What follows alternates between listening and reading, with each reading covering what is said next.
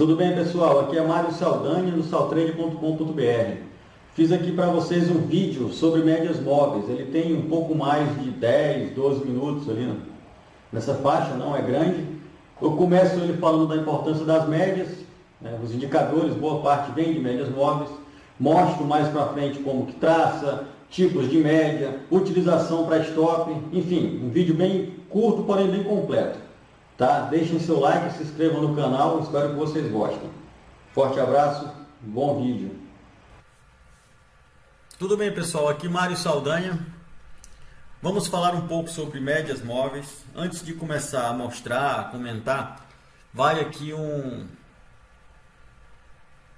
ensinamento bem interessante que muita gente às vezes não se liga, certo? Nem sabe. É comum as pessoas já saírem atropelando e traçando tudo que vê por aí na internet ou em análises feitas por pessoas tidas como bambambãs e tal, com vários indicadores, mas o básico do básico as pessoas não se atêm. O que é que eu estou querendo dizer? Se vocês pegarem todos os indicadores, principalmente os que mexem com tendência, certo? Alguém que usa o MACD, o MACD, né? O IFR, um high-low, coisa do tipo. Embora não seja uma média móvel apenas o indicador, se vocês pegarem a fórmula, vocês vão ver que boa parte deles utiliza uma média móvel, duas ou uma conjunção de médias para poder chegar a um número. Tá? Eu estou falando isso porque indicador, bem como média móvel, mede o que já aconteceu, né? E aí, em cima disso, se cria uma expectativa do que vem. A gente não pode saber do futuro, lógico. Mas a finalidade dessa introdução é justamente para que vocês tenham em mente que é uma linha simples, né? Simplesmente uma média móvel de 10. Pega-se 10 fechamentos e traça uma média, e aí isso forma uma linha, né? ao longo do tempo. Mas que a importância disso, para que tudo que se diz respeito a indicador seja criado, é altíssima, tá certo? Existem vários tipos de médias móveis, tá? Eu vou colocar aqui as mais usadas, as mais comuns, porque começa a ficar até um pouco redundante, um pouco muito próximo, mas se vocês pegarem aqui no seu programa gráfico e procurarem em análise técnica, onde quer que seja, o que tem na aba de tendência, vocês vão ver aqui, por exemplo, nesse programa que é o Fast Trade da Cedro, existe média móvel simples ou aritmética, são a mesma coisa, exponencial, triangular, ponderada, certo? A wider, enfim. As mais comuns de serem usadas são a simples e a exponencial. A simples porque se eu pegar 10 períodos, os 10 últimos fechamentos, por exemplo, vão ter o mesmo peso na conta. Soma-se 10 números, divide por 10. A exponencial, os mais próximos têm um peso maior e os lá de trás têm um peso menor. Eles favorecem os preços mais próximos. Muita gente julga que é uma média melhor de ser utilizada porque você puxa mais para próximo o peso da média.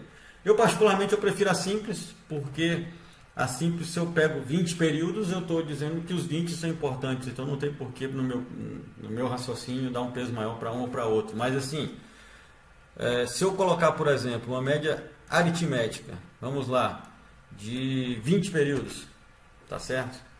No gráfico, isso aqui é uma média aritmética, né? Se eu pegar o valor dela aqui, é a média dos 20 fechamentos dos candles de trás, e aí vai se formar uma linha.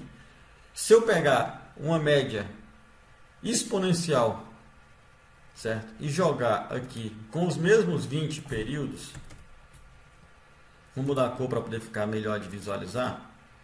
Ok, vocês vão ver que a exponencial ela fica mais próxima dos candles. Percebem isso aqui? Por quê? Porque justamente os candles mais próximos do fechamento tem um peso maior e os lá de trás um peso menor. Então, lógico que tende a puxar numericamente a um valor próximo do fechamento de, entre aspas, ontem, né? De D-1 ou do dia anterior. Tá?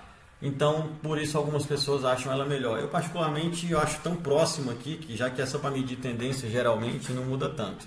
Tá? Vou deixar nesse exemplo aqui as duas traçadas. E o que acontece? Como se usa isso, por exemplo? Eu botei uma média de 20.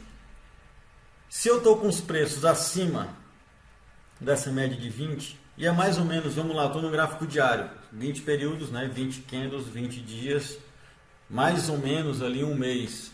Se eu trabalho com posição de meses, fazendo um position da vida, um longo prazo, se eu estou com os preços acima, no caso aqui do Ibov, valores, né, do Ibov acima dos 20 períodos, quer dizer que teoricamente o mercado está em alta. Quando eu passo a testar para baixo e passo os valores para baixo, ele entra em queda. Quando eu rompo para cima, ele entrou em alta. Tá? Não é um indicador por si só para chamar compra ou venda, mas ele mostra claramente a tendência para trás, digamos assim, certo? E, lógico, eu usei 20 períodos. Eu vou tirar uma das médias. Tá? Vou pegar aqui, por exemplo, a exponencial e vou tirar. E vou deixar só a aritmética. Ela é de 20 períodos, vocês lembram. Se eu colocar, por exemplo, uma média mais rápida, mais curta, por exemplo, também aritmética para poder comparar no mesmo nível, vamos lá, 9. Vou mudar a cor dela agora para poder ficar visível aos olhos. A vermelha é a cor do candle, nem tanto. Eu vou colocar o azul claro também. Vamos lá, 9. Claro que uma média de 9 vai ficar bem mais próximo dos candles do que uma média de 20. Tá? Se eu pegar e colocar uma outra média, né, vou pegar a aritmética também, lógico, para poder ficar todo mundo no mesmo padrão, sei lá, de 50. Vou mudar a cor também, vou colocar aqui uma cor diferente, sei lá, um verde bem claro, vamos ver como é que fica. Ok. Fica mais longe, porque engloba mais candles. Quanto maior o número de períodos a serem jogados na média, mais longe dos preços ela fica. Então, por exemplo, na de 50, que é essa longa aqui, eu estou medindo um período aqui no diário de quase, um pouco mais de 2 meses. Então, embora tenha tido um teste aqui, para um prazo maior, por exemplo, eu ainda posso falar que o Ibov está na tendência de alta. Né? Agora eu vou reduzindo, eu vou tirar de 50, olha o raciocínio. Se eu pegar a amarela, que é a de 20, em alguns momentos o Ibov entrou em baixa, por um prazo menor. É o que a gente chama, inclusive, na teoria das tendências de onda secundária. A primária é a longa, a secundária é do meio, a terciária é a curtinha. Se eu pegar e deixar só a média de 9, em vários momentos ele fica em queda, em alta, em queda, em alta, que ele não chega a perder a alta, ele continua. Congestão, alta, queda, alta. E vai nesse zigue-zague. Por quê? Ondas menores, movimentos oscilam mais. Uma onda longa tem vários movimentos internos de alta e baixa. Então algumas pessoas, por exemplo, colocam 2 médias e fazem a avaliação, estou numa queda no curto período, mas num período maior ainda estou em alta, então eu vou manter. Algumas pessoas utilizam apenas uma média mais curta, certo? Para day trade, por exemplo, se eu colocar um outro ativo aqui, vamos lá. Estou com o gráfico da Vale, né? Eu vou colocar aqui uma média de 9. Já que eu estava estou chutando números aqui porque cada pessoa faz o seu perfil, tá? Mas se eu colocar uma média de 9 aritmética, aliás, eu vou colocar exponencial porque eu estava com aritmética no gráfico anterior. E, inclusive, ela é bem utilizada por muita gente até hoje, tá? Se eu colocar um exponencial de 9, vou engrossá-la um pouco aqui, para ficar bem visível, e jogar no gráfico da Vale 3, existem pessoas que quando fazem operações, utilizam ela como ponto de stop caso seja rompido ou testado. Por exemplo, se eu traçar uma linha horizontal aqui nesse topo, tá? E a minha estratégia é apenas rompimento de pivô, isso aqui é um pivô, né? Você sobe, respira e rompe o topo anterior, um pivô de alta.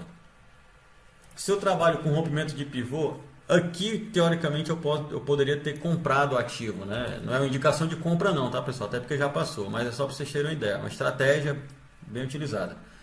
Quando isso acontece, a média está para baixo, tá? Então estou comprado. Algumas pessoas, quando há uma perda dessa média, acionam um stop.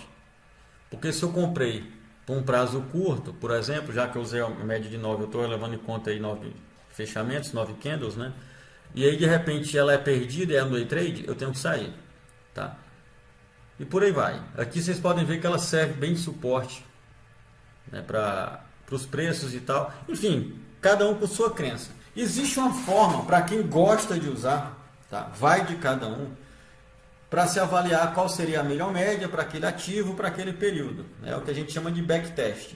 Alguns programas você escolhe o ativo e programa ele para fazer uma estratégia para trás. Tipo, no último ano, se eu utilizasse os momentos onde os preços estão acima de uma média tal para comprar e a saída quando perdesse essa média, quanto eu teria de acerto na operação? Esses programas meio que calculam e diriam em 60%, em 70% teria isso, aquilo e tal.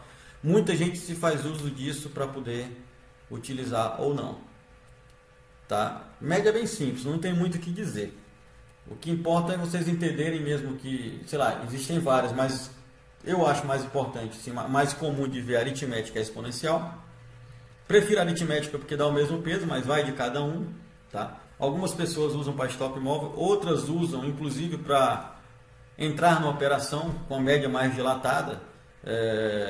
Essa média aqui está de 9. Eu já vi gente pegando, colocando ela de 20, por exemplo. Dá um exemplo aqui, são milhões de estratégias com média móvel.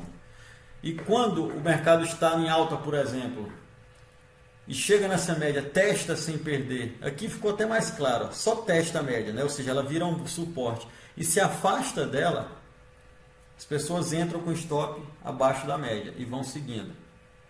Eu não vou aqui falar se é uma estratégia boa, estratégia ruim, estou dando exemplos. O vídeo visa falar do indicador, não de quando se compra e se vende. Então, vai de cada um. Por isso que eu comentei aqui dos programas de backtest. Tá certo? Eu só lembro uma coisa: média móvel, médio passado. Nenhum indicador pode medir o futuro. Pode ser um comentário ridículo, mas tem gente que esquece. Pô, eu comprei porque estava em alta. Logo que eu comprei caiu. Tá, estava em alta até aquele dia. Então tenha essa consciência, porque isso é muito importante na hora de você decidir onde vai ficar o seu stop. E embora o vídeo seja de média móvel, não custa lembrar que a única forma de você sair da operação porque a sua estratégia errou e não quebrar a conta é colocar o stop no lugar onde ele seja realmente acionado pelo motivo do erro de estratégia, e você não deixa o trade correr contra o seu bolso. Tem gente que compra, fica caindo e fica naquela crença: vai voltar? Não, errou, para mim tem que stopar. E é a garantia de que você poderá operar de novo e não quebrou sua conta. Tá bom? Qualquer dúvida, só me procurar. Fiquem com Deus. Um forte abraço e vamos que vamos.